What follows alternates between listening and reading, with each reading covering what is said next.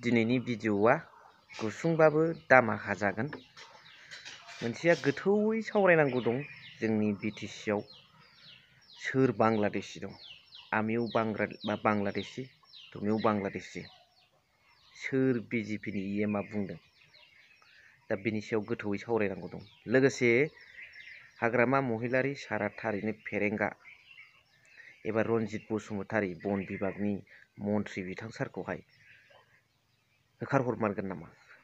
जिहेतु बिथाङा बिटिसि सुक्तिनि उनावहायसो फैनाय नालाय, बिनि सिगांनि नङा नालाय, दा बेखौ लानानै दिनैनि भिडिअआव मोजां नोंथांमोनजों सावरायगोन। Hello' everyone, once again welcome back to the channel. दिनैनि गोदान भिडिअ नोंथां बयखौबो गोसो गोथारै बरायदों। लोगोसे आसा खालामो इसोरनि अननायाव नोंथां बयबो मोजां दं।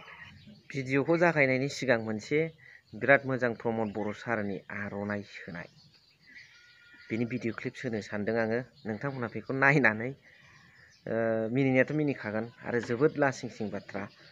बेखौ नायनानै आं जेबो आर्गुमेन्ट सोला, नोंथांमोना नायदोल', कमेन्ट्सखौल' हरदो। नै No.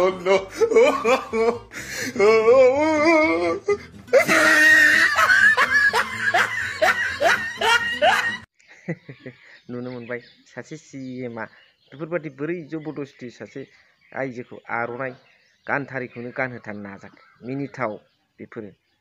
बिनि सायाव कमेन्ट्स लिरनानै हरबानो जाबाय। स' जोंहा याद आमी आलासुना करिबलगा कथाथ' हल। जोंहा गिबियावनो नैबे खोथाखौ जोङो सावरायग्रोनांगोन।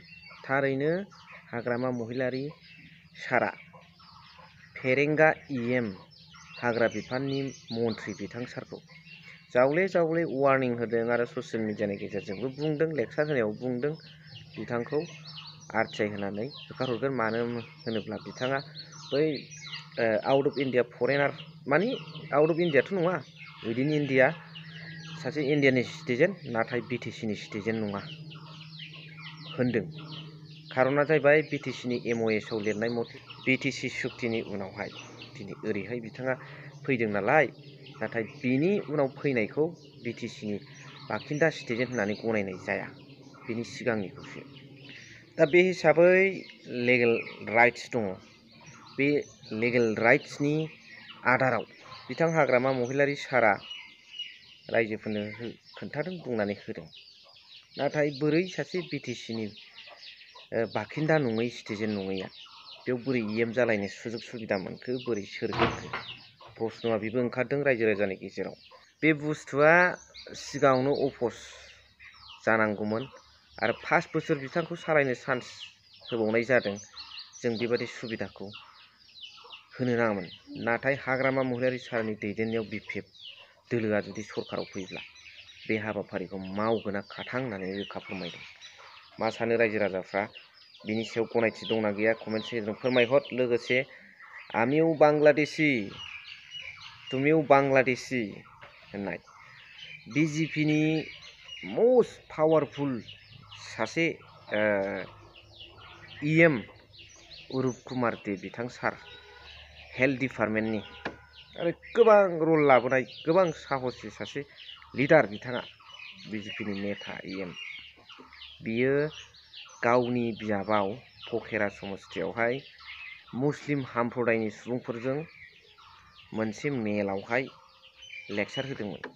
नोंथांमोनाबो बांलादेशी, आंबो बांलादेशी, आमिও बांलादेशी, तुमिও बांलादेशी।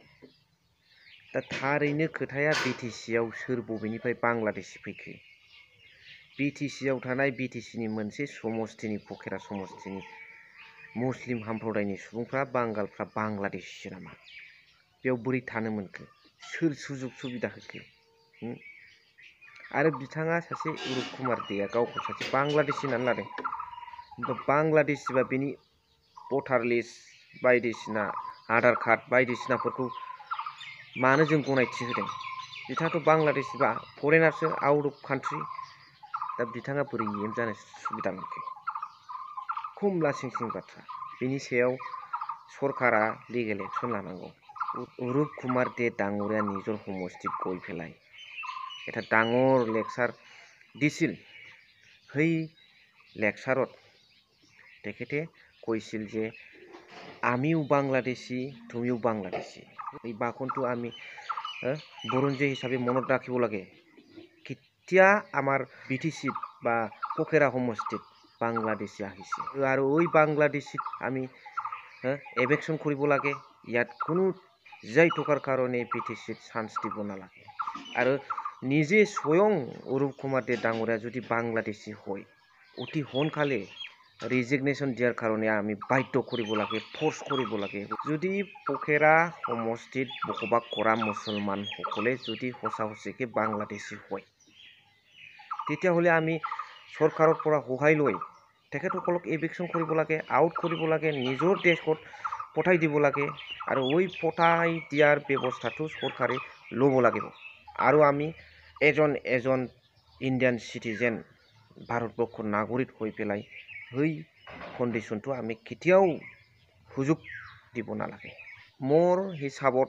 বা মই যিটো স্পষ্টকৰণ দিব বিচাৰিছোঁ এই কথাটো হ'ল মানে ইয়াত কোনো বাংলাদেশী নাই পকেৰা সমষ্টিত বসবাস কৰা সকলো মুছলমান সম্প্ৰদায়ত মানুহবিলাকে ইয়াত সকলোৱে ইণ্ডিয়ান চিটিজেন ভাৰতবৰ্ষৰ নাগৰিক BTCৰ বাসিন্দা এই কথাটো যিটো মানে বাংলাদেশী বুলি তেখেতসকলক কৈছিল এই কোৱা ব্যক্তিসকলক অতি সোনকালে এৰেষ্ট কৰিব লাগে আৰু এই এৰেষ্ট কৰাৰ ক্ষেত্ৰত মুছলিম সম্প্ৰদায়ৰ পৰা সহায় কৰিব লাগে কাৰণ বহুত বছৰ আগৰ পৰা বসবাস কৰা আমাৰ BTCৰ বাসিন্দা মুছলমানসকলক অপমান কৰা এজন নেতাক অতি সোনকালে এৰেষ্ট হ'ব লাগে এইটো দাবী জনাব লাগে बेखौनो बुंबाय जा दाजा नोंथांमोना बुजिनानै लादो भुलफोर गोरोन्थिफोर जायोबा निमाहा हो बिनि सायाव रायजो राजाफ्रा मा सानो कमेन्ट्सनि गेजेरजों लिरना हरबानो जाबाय एसेखिनियाव भिडिअखौ दोनथ'बाय थेंक इउ भेरि माच फर वाचिं